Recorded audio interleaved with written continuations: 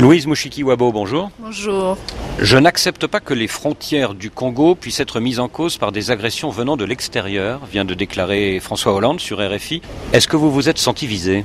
Non. Non, parce que la réalité est que le Rwanda respecte aussi les frontières du Congo. Je pense pour cette question de l'insécurité à l'est de la République démocratique du Congo, il faut bien placer tous les acteurs là où ils doivent être. Vous rejetez donc catégoriquement les conclusions du rapport de l'ONU du mois de juillet dernier sur un éventuel soutien du Rwanda aux rebelles du M23. Le problème, c'est que beaucoup de pays croient à ce rapport, y compris les États-Unis. Est-ce que ça ne vous préoccupe pas ?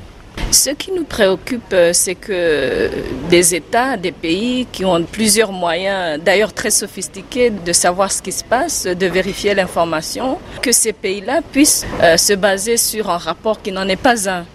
Alors en effet, vous avez contre-attaqué vigoureusement, mais malgré tout, les États-Unis, la Grande-Bretagne, l'Union européenne restent très méfiants et annoncent des coupes dans leurs projets d'aide pour l'avenir. Est-ce que ça ne vous préoccupe pas ? Je pense qu'il ne faut pas s'alarmer avec tout ce qui se passe dans cette région. Personne n'est infaillible dans cette affaire du Congo. Il y a beaucoup de rumeurs. Il y a beaucoup de groupes d'intérêt, il y a des individus qui ont des visées politiques. Il y a aussi cette manière de voir le Rwanda comme un pays qui cache quelque chose. Quant à l'aide au développement, vous savez, l'aide pour nous, pour le Rwanda, on ne prend pas l'aide comme un moyen de chantage. Le Rwanda est un pays, peut-être parmi les rares pays qui ont vraiment utilisé l'aide au développement avec beaucoup d'efficacité. Il n'y a pas un euro, un dollar qui a été donné au Rwanda qui n'a pas été utilisé efficacement. L'aide devrait être gérée d'une manière beaucoup plus objective.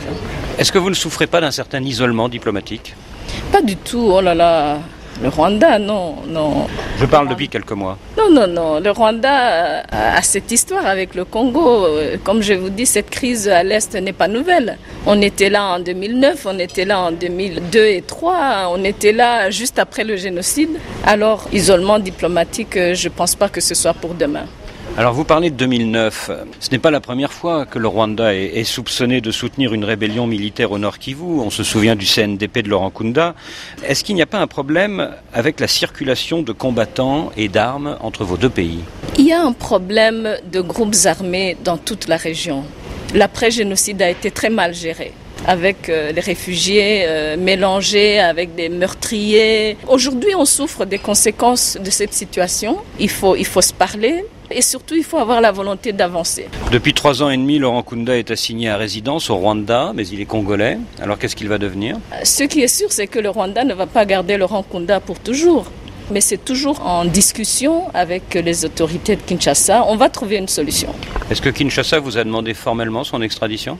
Oui, bien sûr. C'est ça qui a causé problème d'ailleurs, puisque nous sommes un pays qui ne croit pas en la peine de mort. Et donc, il est inconcevable pour nous d'extrader quelqu'un qui va se retrouver dans un pays où il n'y a pas eu d'abolition. C'était surtout ça le blocage, mais c'est aussi une question politique. Laurent Nkunda appartient à une certaine communauté. Il y a des relations entre les mêmes communautés des deux côtés de la frontière. Donc il y a aussi cet aspect politique. C'est pas facile ces affaires-là. Des négociations ont débuté à Kampala entre les autorités congolaises et les rebelles du M23. Est-ce que le Rwanda peut jouer un rôle ? Le Rwanda n'a jamais refusé de jouer un rôle pour que la paix revienne à l'est de la République démocratique du Congo.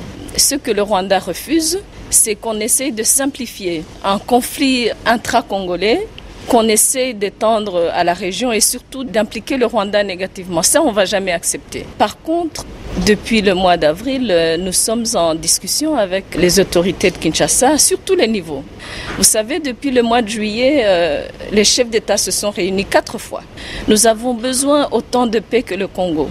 Et donc, c'est dans cet aspect-là qu'on prend très au sérieux cette discussion de Kampala. Et bien sûr, nous sommes prêts à jouer le rôle qui peut apporter la paix. Nous insistons pour que cette fois-ci, nous allions vers une paix durable. C'est pour ça qu'on refuse la superficialité. C'est pour ça qu'on refuse l'amalgame. C'est pour ça qu'on ne veut pas qu'on touche peut-être aux symptômes, mais pas à la maladie. Est-ce que la force neutre n'est pas une fausse bonne idée ? Cette force neutre, c'est une force qui est nécessaire. parce que dans ce contexte de la conférence internationale sous les Grands Lacs, on a décidé d'y aller et politiquement et militairement. Alors si le politique aboutit, on n'a pas besoin du militaire, mais il est très important qu'on puisse avoir cette force-là au cas où les pourparlers politiques échouent. Et donc, on aimerait beaucoup avoir un peu plus du soutien par rapport à nos partenaires occidentaux qui semblent ne pas faire confiance à la région. Mais je vous assure, la question du Congo ne sera pas réglée sans l'implication de la région. Madame la ministre, merci.